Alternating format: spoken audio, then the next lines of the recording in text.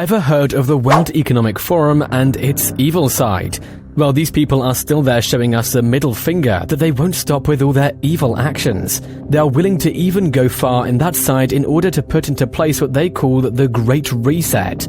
As they continue doing that, more and more average people are continuing to become more aware about their evil deeds. What we are witnessing currently is that people are already starting to push back against them, and now it seems that those in the W.E.F. and those in control can no longer pull the strings from behind the scenes, but instead they have to try and convince the world of their good intentions. In this video, we will be exposing the deeper side about them and how the W.E.F. collapsed. Just make sure that you stick onto this video till the end, so that you don't miss a glitch about it. At the moment, we should all be aware of the crisis that is currently eating the world's economy. Yes, you have to agree with us that the issues like inflation, environmental hazards, and many more that have resulted to increased costs of living among populations all around the world, and everyone is angry about this. We have also witnessed the collapse of many very important hallmarks of the economy, like businesses and banks. Things are actually getting out of hand, and this is where the World Economic Forum and central banks come in. It is quite unfortunate that the two we depend on are also on the brink of collapse.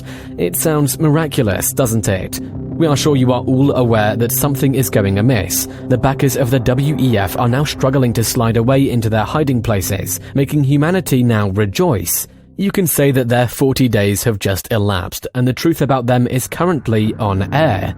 Central banks have always existed under the pretense that they're here to do the savior thing, under the idea that they are very essential and that without their financial systems, everything would cease to function for a long time.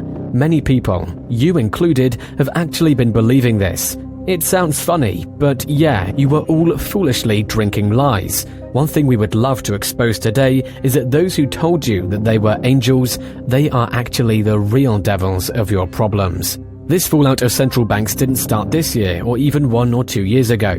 It started in 2008.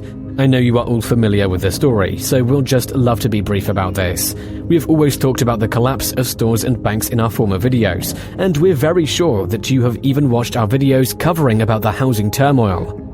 Yes, the housing bubble collapse issues, banks going bankrupt, and then the global financial crisis have become so ridiculously huge that the Fed quickly jumped in to save the day by doing the quantitative easing, which is literally money printing, but with some buzzwords chucked on top, all in the aim of deceiving those who don't know any better. The results and outcomes aren't exactly golden, but they are also not awful either. The economy usually takes a long time to rebound.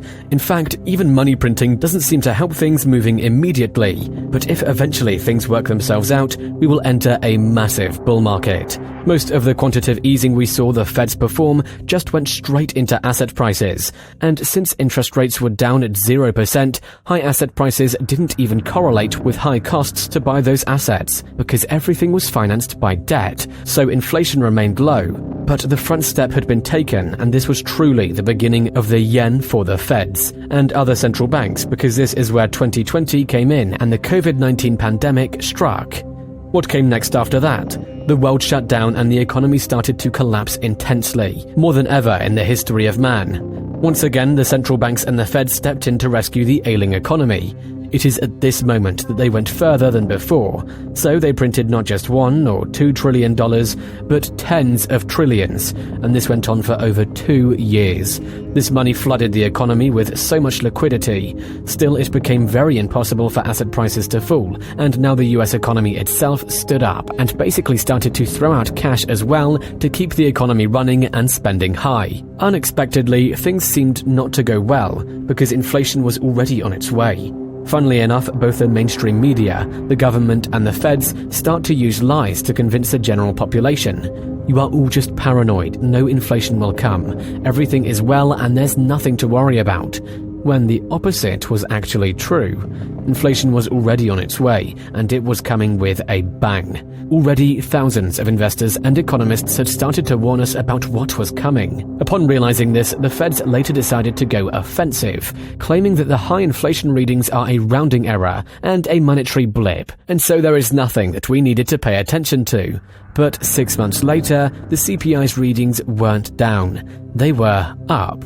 So the Feds changed their tactics and decided to use transitory to describe inflation, which essentially meant that it wasn't going to stick. They highly maintained their anthem: inflation isn't real, so no action is needed to fight against it, for around 6 months before they were finally forced to admit they were wrong, that this inflation was real. So what was next? They refused to take any kind of blame, and instead they turned to blaming greedy corporations and Putin for forcing prices up, as it obviously had nothing to do with the trillions of dollars they printed out of thin air.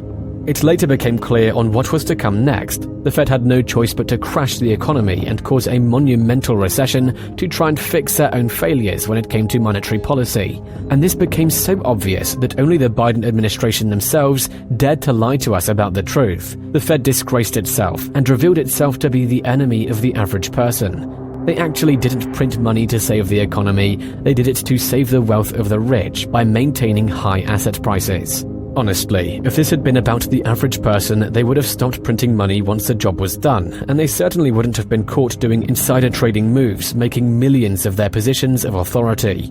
But they didn't act in our interest at all. If they truly cared about inflation, then the second it flared up, they would have taken the foot off the gas. But this alone took them an entire year to admit that inflation was even a problem, and even then, they only changed tactics because that inflation and the risk of it was spooking investors, and that was causing the asset prices to fall. The truth of the matter is that the authority of the Fed has been tarnished beyond repair, and more people than before are now already aware of the ongoing scam.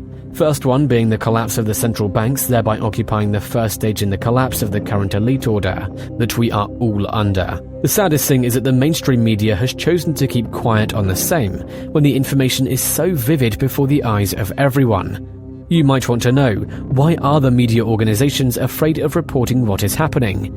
Maybe this has to do with the fact that they are bought and paid for by those who cause these problems in the first place. That being said, this takes us to another global cabal that is also on the brink of collapse.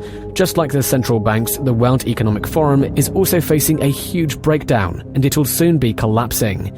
Yes, we have only came to know about it just some few years ago, but believe me, this organization has been very operational for very many years, decades even. It used to be that every major world leader would attend to the Davos conference every year. We are talking of CEOs that belonged to SP-listed companies, billionaires, massive investors, and even presidents. They would turn up and push at some interviews, but the vast majority of what they discussed always remained private, as they all had plotted together. It's quite interesting that for the first time in many years, this has already started to unwind.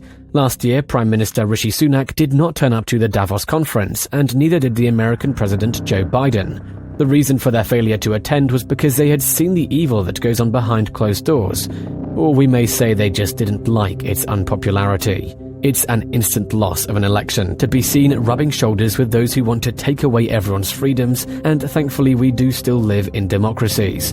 The tide has started to change, and we are seeing the average person fully know what the W.E.F is and how it operates, and they don't like it.